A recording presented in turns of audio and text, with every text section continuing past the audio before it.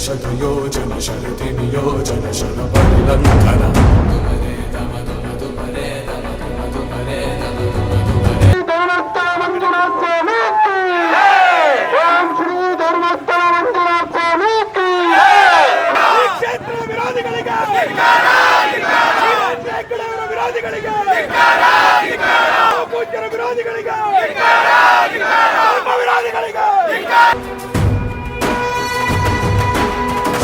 कर्म निर्वाहण कोरिन दर्पकूण दुर्जय सममौननि चाटिन नाटि पुराण प्रबोधं अनुचर गुरुगा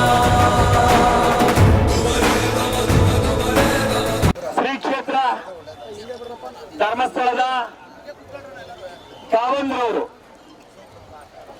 ಕಳೆದ 60 ವರ್ಷಗಳಿಂದ ಅವರು ಕಾವಂದ್ರಾಗಿ ಹೆಚ್ಚು ಕಡಿಮೆ 58-59 ವರ್ಷ ಅಲ್ಲಿಂದ ದೂರದೃಷ್ಟಿ ಇಟ್ಕೊಂಡು ಈ ಒಂದು ಸರ್ವ ಬಡವರನ್ನ ಕ್ಷೇಮವನ್ನ ಆರ್ಥಿಕ ಸದೃಢತೆಯನ್ನು ತರಬೇಕು, ಧಾರ್ಮಿಕ ವಿಚಾರಗಳಲ್ಲಿ ಸರ್ವರನ್ನು ಒಟ್ಟಾಗಿ ಕರೆದೊಯ್ಯಬೇಕು, ಪ್ರಕೃತಿ ಪರಿಸರವನ್ನು ಉಳಿಸಬೇಕು, ಎಲ್ಲರಿಗೂ ಶಿಕ್ಷಣ ಸಿಗಬೇಕು, ಎಲ್ಲ ವಿಚಾರಗಳನ್ನ ಇಟ್ಟು ಸುದೀರ್ಘವಾಗಿ ತಮ್ಮ ಬದುಕಿನ ಸ್ವಾರ್ಥತೆಯನ್ನ ಕಡೆಗಣಿಸಿ ಸಮಾಜಕ್ಕಾಗಿ ತೊಡಗಿಸಿಕೊಂಡಂತವರು ಶ್ರೀ ಕ್ಷೇತ್ರ ಕಾವಂದ್ರಾದಂತ ವೀರೇಂದ್ರ ಹೆಗಡೆ ಅವರು. ಇವತ್ತು ರಾಜ್ಯದ ಕೋಟ್ಯಾಂತರ ಜನ ಮಹಿಳೆಯರು ನನ್ನ ಮನೆ ಇದು ಧರ್ಮಸ್ಥಳದ ಮನೆ, ಇದು ಮಂಜುನಾಥನ ಮನೆ, ಇದು ಅಣ್ಣಪ್ಪನ ಮನೆ ಅನ್ನುವಂತ ಧ್ವನಿಯಿಂದ ಒಟ್ಟಾಗಿದ್ದಾರೆ ಅಂತಂದ್ರೆ ಅಂದು ಅವರು ಆಲೋಚನೆ ಮಾಡಿದ ಸರ್ವ ಜನರ ಹಿತ ಚಿಂತನೆ ಏನಿತ್ತು ಆ ಕಾರಣಕ್ಕಾಗಿ ನಾವು ಇವತ್ತು ರಾಜ್ಯ ಪೂರ್ತಿ ಎಲ್ಲರೂ ಧರ್ಮದ ವಿಚಾರವನ್ನು ಹೊರತುಪಡಿಸಿ ಇವತ್ತು ನಾನು ನೋಡ್ತಾ ಇದ್ದೆ ಬುರ್ಕ ಹಾಕಿದಂತ ಸಹೋದರಿ ನನ್ನ ಎದುರುಗಡೆ ಇದ್ದಾರೆ. ಎಲ್ಲರನ್ನು ಒಟ್ಟು ಕರೆದೊಯ್ತಕ್ಕಂತ ಏಕಮಾತ್ರ ವ್ಯವಸ್ಥೆ ಅಂತಂದ್ರೆ ಮಂಜುನಾಥನ, ಅಣ್ಣಪ್ಪನ, ಧರ್ಮಸ್ಥಳದ ಶ್ರೀ ಕ್ಷೇತ್ರದ ಕಾವಂದ್ರ ಅಂತ ವೀರೇಂದ್ರ ಹೆಗಡೆ ಅವರು. ಇವತ್ತು ಸಹೋದರಿ ಸೌಜನ್ಯ ಮೃತಪಟ್ಟಂತ ವಿಚಾರಕ್ಕೆ ತಾವೆಲ್ಲ ಮಹಿಳೆಯರು ನಮ್ಮೆಲ್ಲ ಮಲಗಿದ್ದೀರಿ. ಆಕೆಗೆ ನ್ಯಾಯ ಸಿಗ್ಬೇಕು, ಆ ಸಾವು ನ್ಯಾಯ ಸಿಗ್ಬೇಕು, ತಪ್ಪು ಮಾಡಿದಂತವ್ರನ್ನ ಶಿಕ್ಷೆ ಒಳಪಡಿಸಬೇಕು ಅನ್ನೋದು ನಮ್ಮೆಲ್ಲರ ಏಕಮೇವ ಧ್ವನಿಯಾಗಿದೆ ಬಂಧುಗಳೇ.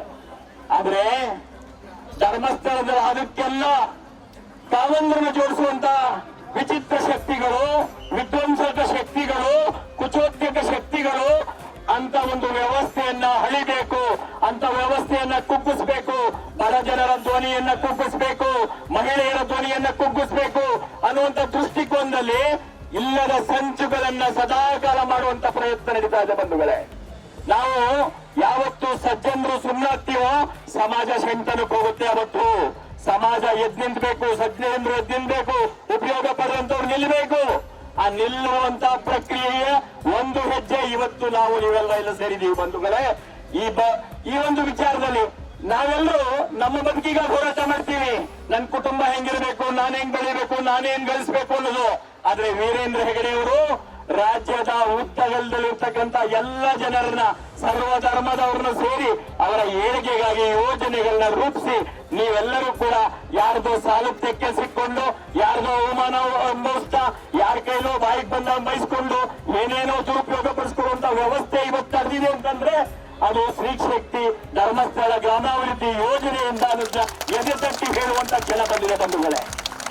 ನಾನು ಕಳೆದ 25 ವರ್ಷಗಳಿಂದ ಶ್ರೀ ಕ್ಷೇತ್ರದ ಎಲ್ಲ ವಿಚಾರಗಳಲ್ಲಿ ಜೊತೆಯಾಗಿ ಹೆಜ್ಜೆ ಹಾಕ್ತವನು. ನನ್ನ ಜೀವನದ ಪುಣ್ಯ ಅಂತ ಭಾವಿಸಿದ್ದೀನಿ. ಕಾವಂದ್ರವರ 50 ವರ್ಷದ ಧರ್ಮಾಧಿಕಾರ ಪಟ್ಟಾಭಿಷೇಕದ ಅಧ್ಯಕ್ಷನಾಗಿ ಕೆಲಸ ಮಾಡುವಂತ ಅವಕಾಶ ನನಗೆ ಸಿಕ್ಕಿತ್ತು. ನೀವೆಲ್ಲರೂ ಕೂಡ ಅದರಲ್ಲಿ ಪಾಲ್ಗೊಂಡದ್ದು. ಅವತ್ತು ನನಗೆ ಇವತ್ತು ಒಂದು ಜೀವನದ ಒಬ್ಬ ವ್ಯಕ್ತಿ ಸುದೀರ್ಘ 50 ವರ್ಷಗಳು ಸಮಾಜದ ತುಳಿತಕ್ಕೊಳಗಾದವರ ಧ್ವನಿಯಾಗಿ ಅವರಿಗೆ ಕ್ರಾಂತಿಯನ್ನ, ಮೌನ ಕ್ರಾಂತಿಯ ಮುಖಾಂತರ ಎಲ್ಲರನ್ನ ಒಳಗೂಡಿಸಿ ಮಾಡಿದಂತ ಕಾರ್ಯಕ್ರಮಗಳು 1, 2, 100, 1000 ಸರ್ಕಾರಗಳಿಗೆ ಪರ್ಯಾಯವಾಗಿ ಯೋಜನೆಗಳು ರೂಪಿಸುವಂತವರು ಶ್ರೀ ಕ್ಷೇತ್ರ ಧರ್ಮಸ್ಥಳ ಗ್ರಾಮಾಭಿವೃದ್ಧಿ ಯೋಜನೆಗಳು. ಇವತ್ತು ಸ್ಕಿಲ್ ಡೆವಲಪ್ಮೆಂಟ್ ಬಗ್ಗೆ ಮಾತಾಡ್ತೀವಿ ನಾವು.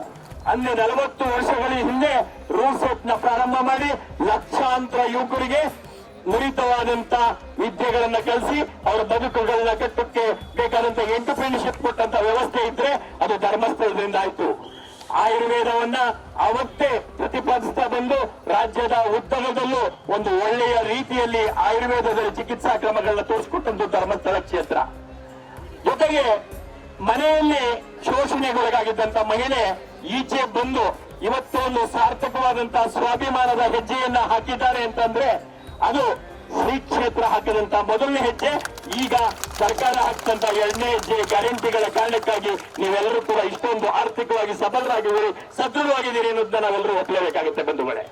ಇಂಥ ಒಂದು ವಿಚಾರ ಇಟ್ಕೊಂಡು ನಡೆದಿರ್ತಕ್ಕಂಥ ಸನ್ನಿವೇಶದಲ್ಲಿ ಕಮ್ಯುನಿಸ್ಟ್ ಮನೋಭಾವದ ಒಂದಷ್ಟು ಕ್ಷುಲ್ಲಕ ಶಕ್ತಿಗಳು ಏನ್ ಕೆಲಸ ಮಾಡಿದ್ದಾರೆ, ಎಷ್ಟು ಕೆಲಸ ಮಾಡಿದ್ದಾರೆ ಅನ್ನೋದನ್ನ ಸ್ಮರಣೆ ಮಾಡದೆ ಅವ್ರನ್ನ ತೇಜೋವಧೆ ಮಾಡ್ಲಿಕ್ಕೆ ಅವರು ಅಲ್ಪಸಂಖ್ಯಾತರು ಅಂತ ಭಾವಿಸ್ಕೊಂಡಿದ್ರು.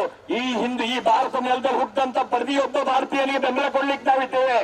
ಅದ್ರ ಯಾರು ಒಳ್ಳೆ ಕೆಲಸ ಮಾಡ್ತಾರೋ ಅವರೆಲ್ಲರಿಗೂ ಜೊತೆಗಿದ್ದೇವೆ. ಇನ್ನು ಅಷ್ಟೊಂದು ಒಳ್ಳೆ ಕೆಲಸ ಮಾಡಿ ಸಾವಿರಾರು ವರ್ಷಗಳಿಂದ ಅನ್ನದಾಸೋಹ, ಶಿಕ್ಷಣ ದಾಸೋಹದ ಮುಖಾಂತರ ಸರ್ವರಿಗೂ ಧರ್ಮವನ್ನ ಹೇಳ್ತಾ ಬಂದಂತ ವೀರೇಂದ್ರ ಹೆಗಡೆ ಅವ್ರ ಸ್ಥಳಕ್ಕೆ ಹೋದ್ರೆ ನಾವು ಪಾವನರಾಗ್ತೀವಿ. ನಮ್ಮ ಮನಸ್ಸಲ್ಲಿರ್ತಕ್ಕಂಥ ಗೊಂದಲಗಳು ನಿವಾರಣೆ ಆಗ್ತವೆ, ನಮ್ಮ ಕುಟುಂಬದಲ್ಲಿರ್ತಕ್ಕಂಥ ಕಲಹಗಳು ನಿವಾರಣೆ ಆಗ್ತವೆ. ಅಲ್ಲಿನ ಪರಿಹಾರ ಆಗಿ ಹೊಸ ಜೀವನ ಪ್ರಾರಂಭ ಮಾಡ್ತಂತವ್ರು ಲಕ್ಷಾಂತರ ಜನ ಇದ್ದಾರೆ. ನಮ್ಮನಿಗೊಬ್ಬ ಕುಡುಕ ಇದ್ರೆ ನಾವು ಅಯ್ಯೋ ನಮ್ಮನಿಗೆ ಎಷ್ಟು ಕಷ್ಟಪ್ಪ ಅಂತ ಮುದ್ದಾಡ್ತಾ ಇರ್ತೀವಿ. ಆದ್ರೆ ರಾಜ್ಯದಲ್ಲಿರ್ತಕ್ಕಂಥ ಕುಡುಕರು ಎಲ್ಲ ಕುಟುಂಬಗಳಿಗೂ ಕೂಡ ಸಮಸ್ಯೆ ಮಾಡ್ತಾರೆ ಅನ್ನೋ ದೃಷ್ಟಿಯಲ್ಲಿ ಸಾವಿರಾರು, ಒಂದಲ್ಲ ಎರಡಲ್ಲ ನೂರಲ್ಲ ಸಾವಿರಾರು ವ್ಯಸನ ಮುಕ್ತ ಕಾರ್ಯಕ್ರಮಗಳನ್ನ ಮಾಡಿ ಲಕ್ಷಾಂತರ ಜನರನ್ನ ವ್ಯಸನ ಮುಕ್ತರಾಗಿ ಮಾಡೋದ್ರ ಮುಖಾಂತರ ಇವತ್ತು ಶ್ರೀ ಕ್ಷೇತ್ರ ಧರ್ಮಸ್ಥಳ ಸಮಾಜದ ಸುಧಾರಣೆಗೆ ದೊಡ್ಡ ಹೆಜ್ಜೆ ಹಾಕಿದೆ. ಇವೆಲ್ಲ ಸಮಾಜ ಗಮನಿಸ್ತಾ ಇದೆ. ಆದ್ರೆ ಕ್ಷುಲ್ಲಕ ವ್ಯಕ್ತಿಗಳು ಇಂಥ ಸನ್ನಿವೇಶದಲ್ಲಿ ಅವರು ತಮ್ಮ ಇದನ್ನ ಇವತ್ತಿನ ಏನಿದೆಯೋ ಆರ್ಟಿಫಿಷಿಯಲ್ ಇಂಟೆಲಿಜೆನ್ಸ್ ಅದನ್ನು ಬಳಸಿಕೊಂಡು ಸತ್ಯವನ್ನ ಮರೆಮಾಚಿ ಸುಳ್ಳನ್ನ ಸತ್ಯದ ಮೇಲಿರುವಂತ ಪ್ರಯತ್ನಗಳನ್ನ ಆ ಮುಖಾಂತರ ಧರ್ಮಸ್ಥಳನ್ನೇ ಡಿಫೇಮ್ ಮಾಡ್ಬಿಡ್ತೀವಿ, ಮಂಜುನಾಥ್ ಹತ್ರಕ್ಕೆ ಬತ್ತು ಹೋಗ್ದಂಗ್ ಮಾಡ್ಬಿಡ್ತೀವಿ, ಅಣ್ಣಪ್ಪನಿಗೆ ಶಕ್ತಿನೇ ಇಲ್ಲ ಅನ್ನುವಂತ ಒಂದು ತೀವ್ರ ಕ್ಷುಲ್ಲಕ ಬುದ್ಧಿಯ ಜನರು ಒಂದಷ್ಟು ಜನ ತಮ್ಮ ಬದುಕಿಗಾಗಿ ಆ ತಿಮ್ರೋಡಿ ಅಂತ ಅವನೋ ಒಬ್ಬ ಇದ್ದಾನೆ, ಅಲ್ಲಿ ಅವನೋ ಪೊಲೀಸರು ಬಾಂಬಿಡಿ ಕೊಟ್ಟವನು ದೇಶ ಕೇಳ್ತಾನೆ. ಅವನೊಬ್ಬ ದೇಶದ್ರೋಹಿ, ದೇಶಕ್ಕೆ ಸಮಾಜಕ್ಕೆ ಮಾರ್ಗದರ್ಶನ ಮಾಡುವಂತವನಾಗಿದ್ದಾನೆ. ಅಂತ ಮಾತನ್ನ ಅಂತ ವಿಡಿಯೋ ನೋಡಕ್ಕೆ ಮುಕ್ತ ಸಮಾಜ ಇದೆ. ಇವತ್ತು ನಾವು ನಮ್ಮ ಪ್ರತಿಭಟನೆ ಎಲ್ಲಿವರೆಗೆ ಸಾತ್ವಿಕವಾಗಿರುತ್ತೋ ಅಲ್ಲಿವರೆಗೂ ಈ ರೀತಿಯಾದಂತಹ ಕ್ರಮಗಳು ನಡೀತಾ ಇರ್ತವೆ. ಇವತ್ತು ನಾನು ಸಿದ್ದರಾಮಯ್ಯ ಸರ್ಕಾರಕ್ಕೆ ಶ್ಲಾಘನೆಯನ್ನ ಮಾಡ್ತೀನಿ. SIT ಯನ್ನ ನೇಮಕ ಮಾಡೋದ್ರ ಮುಖಾಂತರ 15 ಅಲ್ಲ 100 ಗುಂಡಿ ತೊಡರು ಏನು ಸಿಗಲ್ಲ. ಯಾರೋ ಅಕಸ್ಮಾತ್ ಸತ್ತಿದ್ರೆ ಯಾರು ತಪ್ಪು ಮಾಡಿದ್ರು ಅವ್ರು ಶಿಕ್ಷೆ ಮಾಡ್ತಾರೆ. ನಂಜನಗೂಡು ಕಪಿಲೇಶ್ವರನ್ ಕ್ಷೇತ್ರ, ಕಬಿನಿ ನದಿ ಹರಿಯುತ್ತೆ, ಸಾಕಷ್ಟು ಜನ ಆತ್ಮಹತ್ಯೆ ಮಾಡ್ಕೊತಾರೆ. ಅದಕ್ಕೆಲ್ಲ ನಂಜುಂಡೇಶ್ವರ ಕಾರಣನ ಅರ್ಥ ಆಗ್ಬೇಡ. ಸಾಮಾನ್ಯ ಜನರು ದಾರಿ ತಪ್ಪಿಸುವಂತ ವ್ಯವಸ್ಥೆ ಇದೆಯಲ್ಲ, ಈ ವ್ಯವಸ್ಥೆಯ ಸತ್ಯ ಈಚೆ ಬರಬೇಕು ಅನ್ನೋ ಕಾರಣಕ್ಕಾಗಿ ಸನ್ಮಾನ್ಯ ಸಿದ್ದರಾಮಯ್ಯ ಸರ್ಕಾರ SIT ನೇಮಕ ಮಾಡಿದೆ. ನೀವೆಲ್ಲರೂ ಒಂದೇ ಒಂದು ನಮ್ದೆಲ್ಲರಿಗೂ ಇದೆ, ಏನು ಯಾರೇ ತಪ್ಪು ಮಾಡಿರ್ಲಿ, ಯಾರೇ ಸಾವಿಗೆ ಕಾರಣರಾಗಿರ್ಲಿ, ಅಸಹಜ ಕಾರಣರಾಗಿರ್ಲಿ, ಅವರೆಲ್ಲರಿಗೂ ಶಿಕ್ಷೆ ಒಳಪಡಿಸಬೇಕು ಅಂತ ನಮ್ಮ ಧ್ವನಿನೂ ಇದೆ. ನಾವೆಲ್ಲರೂ ಆ ದಿಕ್ಕಿನಲ್ಲಿ ಹೋಗ್ಬೇಕಾಗಿದೆ ಬಂಧುಗಳೇ. ಒಂದು ಸಮಾಜವನ್ನ ಈ ರೀತಿಯಾದಂತ ಜೊತೆ ಕರೆಯುವಂತ ಪ್ರಯತ್ನಕ್ಕೆ ನೀವೆಲ್ಲರೂ ಬೆಂಬಲ ಕೊಟ್ಟಿರ್ತಕ್ಕಂಥದ್ದು ಒಳ್ಳೆ ರೀತಿಯಲ್ಲಾಗಿದೆ. ನಾವೆಲ್ಲ ಒಟ್ಟಾಗಿ ಹೆಜ್ಜೆಗಳು ಹಾಕೋಣ. ನಾವು ಎಲ್ಲಿ ತಪ್ಪಾಗುತ್ತೋ ಎಲ್ಲ ತಪ್ಪನ್ನು ಕಳ್ಸೋಣ, ಎಲ್ಲಿ ಒಳ್ಳೇದಿದೆಯೋ ಅದೆಲ್ಲ ಒಳ್ಳೆ ಜೊತೆ ನಿಲ್ಲೋಣ, ಶಿಕ್ಷೆದ ಜೊತೆ ನಾವು ನಿಲ್ಲೋಣ, ಸತ್ಯ ಜೊತೆ ನಿಲ್ಲೋಣ, ಮಂಜುನಾಥನ ಜೊತೆ ನಿಂತ್ಕೊಳ್ಳೋಣ, ನಿಂತ್ಕೊಳ್ಳೋಣ.